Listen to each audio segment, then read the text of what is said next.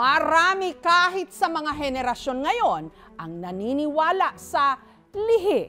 Katulad ng nangyari sa isang bata sa Apayao na pinaniniwalaang ipinaglihi raw sa wildcat o mutit. Sa tuwing tataya sa ending ang mag-asawang Elma at Brendo, madalas sila'y tumatama. Di ay ti anak da nga ni Jaren, dakil unay nga buenas da kinyana, isuna ti swerteda. Katunayan, Pebrero nitong nakaraang taon, nakapag-uwi sila ng 33,000 pesos at nitong April 2023, 24,000 pesos. Nito namang Marso, 9,000 pesos ang kanilang napanalunan. Talaga namang buenas! Parang ang gaan-gaan ng pera, madali lang mahanap para sa expenses namin. At ang kanila raw lucky charm, ang magdadalawang taong gulang na nilang anak na si Jaren, na ang braso,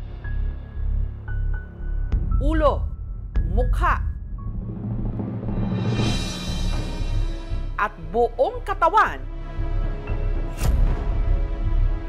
tinubuan ng mahaba at makapal na buhok. Hinawakan ko yung card, pinaturo ko sa kanya yung number. Yun, tinayahan ko. Lumabas po yung number na tinuro niya. Kaya pati mga kapitbahay nila, lagi raw binibisita si Jaren sa pag-asang baka pati sila maambunan din ng swerte. Ay, nagswerte dan. Ada siguro nagpaswerte kanyada. Maadaan ako mamit ti kasta, tapno. At damit ti maabel ko nga kuamit. Nanya ti gasat, dagiti ubing. Pero kahit na buenas ang inaakalang dala ni Jaren, nangangamba sina Alma at Brendo kung bakit nagkaganito ang kanilang anak. Wala pa kaming idea kung ano talaga na sakit ni Jaren. Nagwa-worry din ako kasi pag pumasok na sa school, binubuli. Bakit nga ba ganito kabalbon si Jaren? At may kinalaman kaya ang hinala ni Alma na ang sanhi nito ang kanyang pinaglihian? Ako talaga making kasalanan nito. Sarap ng pakiramdam ko nung natikman ko na po. Ang ano? Huli ka, balbon! Dito sa liblib na bahagi ng corner sa probinsya ng Apayao, nakatira ang pamilya Gamongan. Sa tatlong anak ng mag-asawang Alma at Brendo, tanging si Jaren ang may kakaibang kondisyon. Ang ate kasi nitong si Mylene at ang bunso na si Kingsley, hindi naman daw ganito kabalbon. Kaya espesyal kung alagaan nila si Jaren. Sa kapal kasi ng buhok nito, madali itong mainitan. Kalbaryo sa bata, lalo na ngayong nakakapaso ang init ng panahon.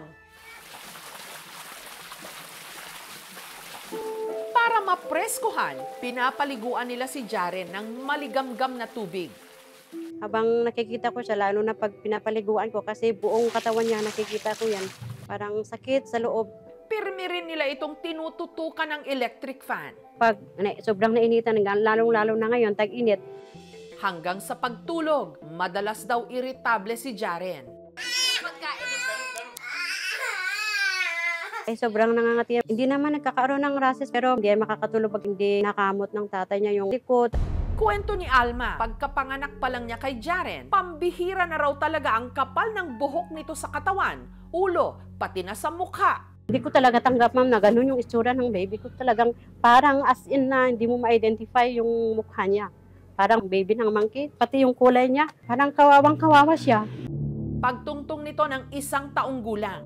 Habang lumalaki siya, humahaba din yung balahibo niya, lalong-lalo sa mukha. Noon, ginugupitan pa raw ng mag-asawa ang buhok sa katawan ng bata. Lalo na sa bandang likuran nito. Pero pagkalipas ng 2 linggo, dumami na naman. Mas lalong kumapal nung ginupitan namin. Tinigil na namin, ma'am. Dahil sa kakaibang kondisyon ni Jaren, si Brendo nagduda.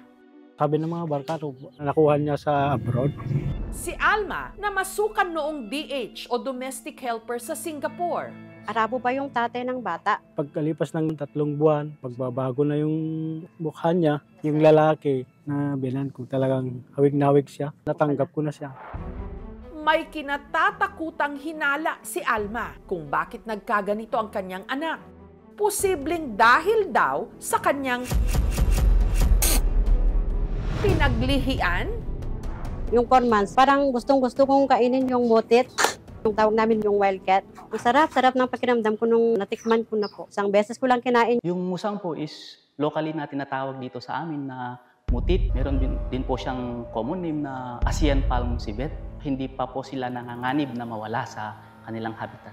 Indigenously practice po ng ating mga indigenous communities, siguro po ito yung mga traditional way of living nila. Meron po kasi tayong batas dyan na nagbabawal sa pagka-hunting o panghuhuli purposely for consumption under ng Republic Act 9147. Sino mang taong mahuli o mapapatunayan na nagkasala, pwede po siyang mapatawan ng parusa ng pagkakakulong ng 6 hanggang 12 years. Kasi hindi talaga ako aware na hindi pwedeng kainin. Kung bawal lang sana na hindi makain yun, ma'am, hindi ko talaga kinain yun. Hanggang sa laking gulat ni Alma nung iniluwal niya ang kanyang ipinagbuntis. Hawig daw kasi ito sa pinaglihian at kinain niyang hayop.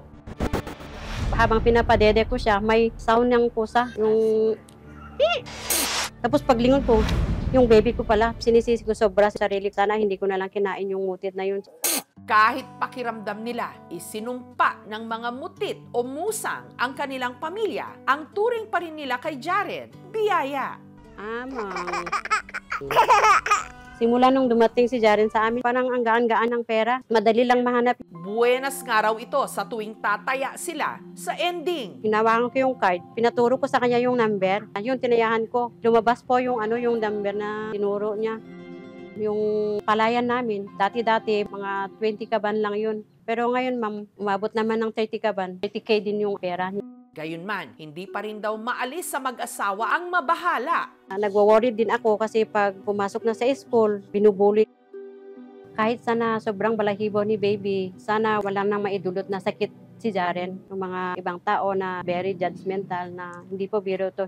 Minsan na raw nilang ipinakonsulta si Jaren sa espesyalista. Wala pa kaming idea kung ano talaga na sakit. Dok, may cream ba na pwedeng pangtanggal dito sa sobrang balahibo ni baby? Sabi ko, walang cream ate. Ile-laser lang natin to. Mga 5 to 7 years kasi bata pa siya. Tapos kailangan daw kasi matakpan yung dalawang mata niya. Kaya ang perang napanalunan nila, inipon para rin sa pagpapagamot kay Jaren. Kahit magkano yung magasto namin para ipaderma lang namin. Sana may himala na tutulong sa amin para may ipagamot namin siya. Nitong Biyernes, ipinakonsulta muli ng aming team si Jaren sa isang dermatologist. Kailan pa po niyo napansin na ganyan? Lumabas na sa akin yung hindi masyadong makapal. 1 month na siya, napapansin ko. Lalo nung dumarami yung niya, yung balahibo.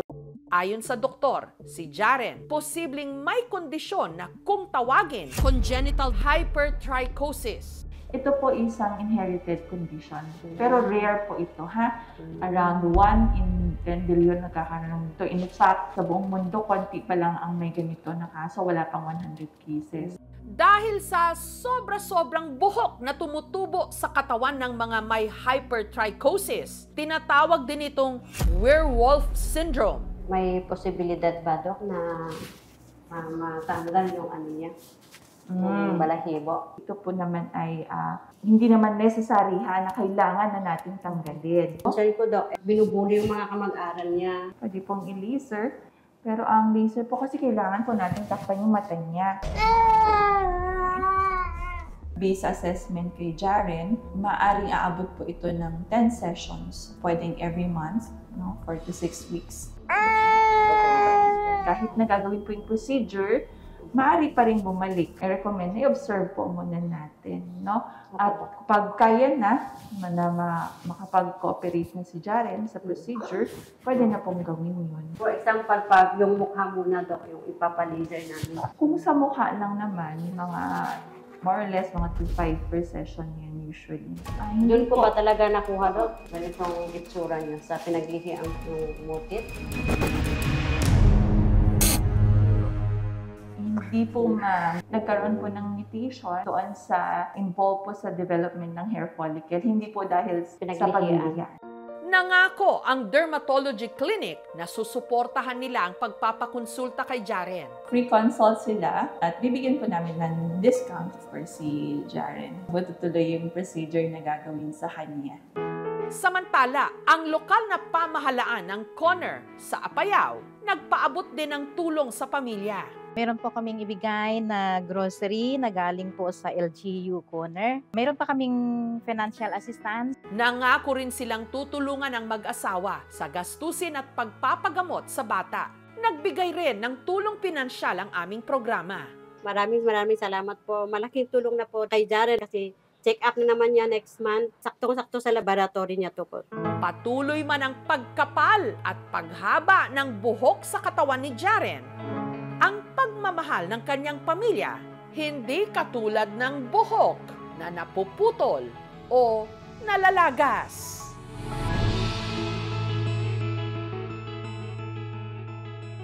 Thank you so much mga kapuso. Kung nagustuhan niyo po ang videong ito, subscribe na sa GMA Public Affairs YouTube channel.